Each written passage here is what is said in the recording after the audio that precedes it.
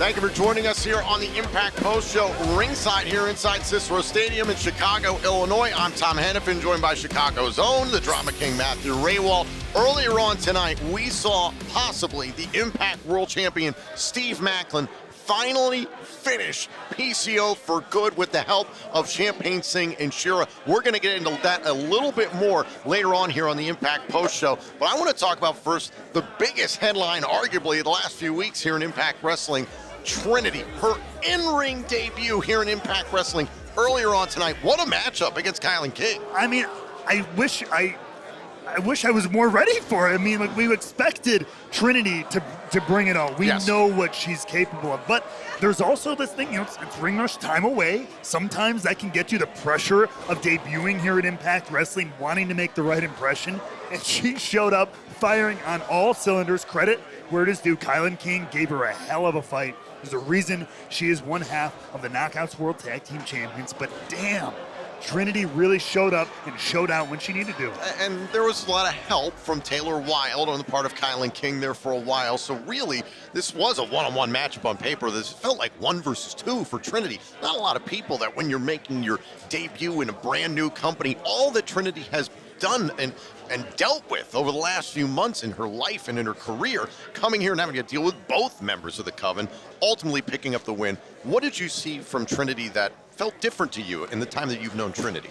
I mean, I felt like she was working for herself. This is a really weird thing. It's kind of intangible. No, but you understand what this is about. We talked about it on the broadcast. Yes, exactly. When you've been one place your entire career, you've had one canvas to paint with, so to speak, right? And one way of doing things. And now, especially here in Impact, but all around wrestling, but really the heart here, the heart of the Knockouts division is this diversity, this individuality, be who you are. And I feel like she's taking that to the next level. We've always seen bits of that of her throughout her career, but I feel like she's finally getting the chance to turn that up to the level where she wants it. And especially, there's something going on right now with Jay Vidal and Giselle Shaw. Now, we saw recently on Access TV, Jay Vidal was trying to get a picture. Yeah, he's trying to sidle. Trying to get a picture with Trinity, and we understand that Jay doing that kind of ticked off Giselle Shaw, took it personally, that Trinity is getting the star treatment, so to speak. And then we understood that the open contract that Trinity has for a match at Under Siege, Giselle Shaw wants it. So we know that come Under Siege 1 week from tomorrow in London, Ontario, Canada, it's going to be the live in-ring debut of Trinity at Under Siege against Giselle Shaw. We've not seen in a minute. No, that's right. She's been off, taking care of some injuries, getting ready to come back. We can't wait to see you, Giselle. God. It's going to be amazing. But Michael Jay, you probably should have known better. I mean, he knows Giselle Shaw really well. Like, again, picture, whatever. That's fine. Trinity's a big star. We all love her. But, yeah, hide that phone, man. Get one of those privacy screens next time you're hanging around Giselle so she doesn't see that, because that is not going to sit well with her. We know how much the quintessential diva likes the spotlight. Yeah, Vidal was the messenger, and Trinity, quote-unquote, killed the messenger. Vidal had that coming to him, so I cannot wait for that. And this is all going on while... Let's try not to forget about what's going on with the Knockouts World Championship match at Under Siege. Purrazzo defending her championship against Jordan Grace. If the Juggernaut doesn't win, she will no longer be able to challenge for the Knockouts World title so long as Purrazzo is champion. With everything happening with Trinity and now her matchup with Giselle Shaw, the Knockouts are at center stage at Under Siege 1 week from tomorrow. Do you think that Grace and Purrazzo maybe feel a little bit slighted by what's going on with Trinity?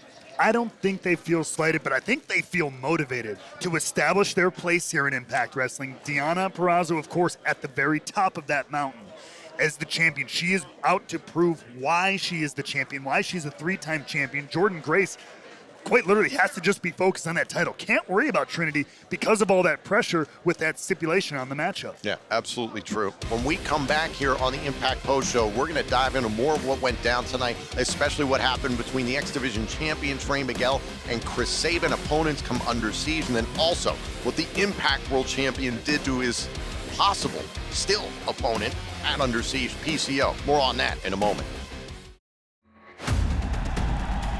Fight back, then attack. Never let your guard down. May 26th on Fight, the assault continues, mercilessly and with extreme malice. This world is not for the weak. This world is meant for those who were born to conquer.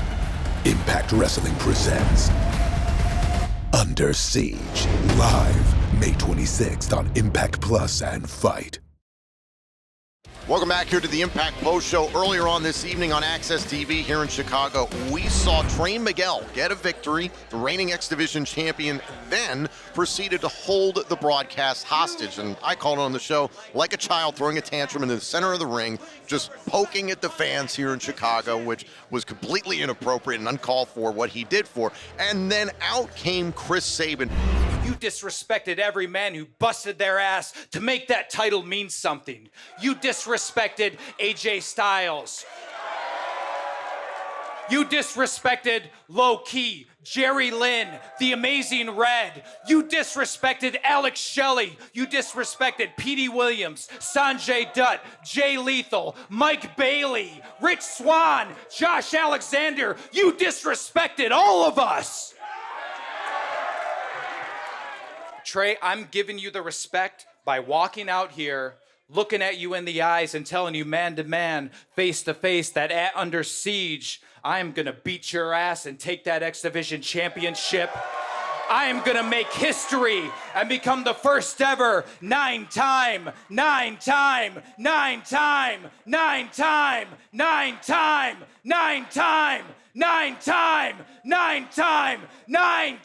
X Division champion because I'm Chris Sabin, bitch.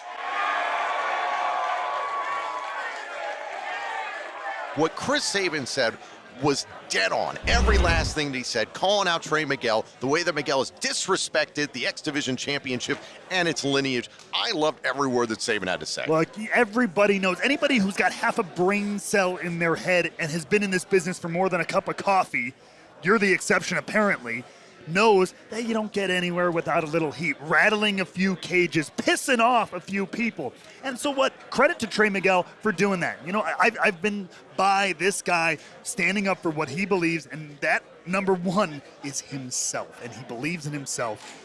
That's the way I see it. You don't have to see it my way, and that's fine.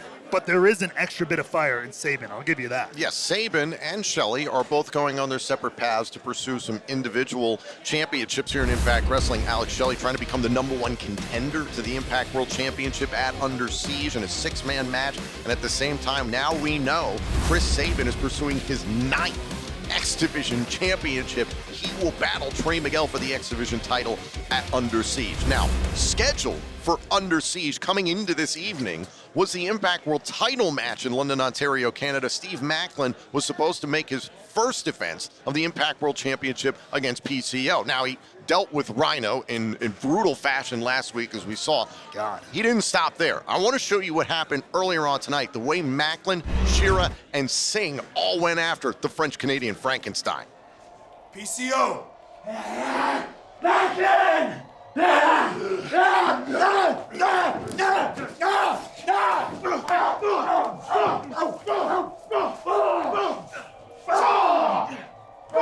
him down, Shera! Get him down!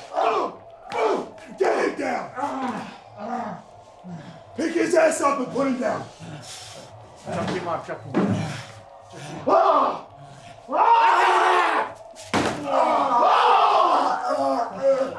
They say you're unkillable! They say you're unkillable! My back! We're gonna put that to the test! My back! Put that on his back right now. My back! I'm gonna break his goddamn back. There you go. Get him, bro! Perfect creation! He's the perfect weapon! Break him.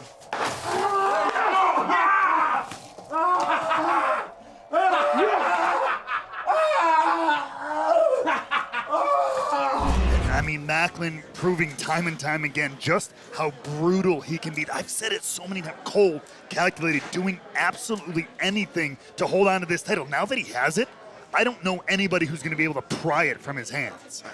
Macklin has done everything humanly possible to Everything. put down what is inhuman in PCO. And I have to ask the question, is he the man to have finally done it? Eddie Edwards was trying for months, and it looks like Macklin might have killed PCO. Maybe. I don't know if that's humanly possible, but PCO's not human, so I don't have an answer to that, but it's not looking good for PCO right now, and Macklin, feels pretty confident about it. Yeah, and Macklin doing anything possible to really not have to defend his Impact World Championship. I understand the point is to hold on to it as long as possible, but still, he's going to some extreme lengths. However, we can tell you, still scheduled for now at Under Siege is Steve Macklin defending the Impact World Championship against PCO in a no disqualifications match. We're going to keep an eye on this situation and see what unfolds next week in regards to status of PCO and that match. Thank you for joining us here at ringside inside Cicero Stadium in Chicago. Good night, everybody.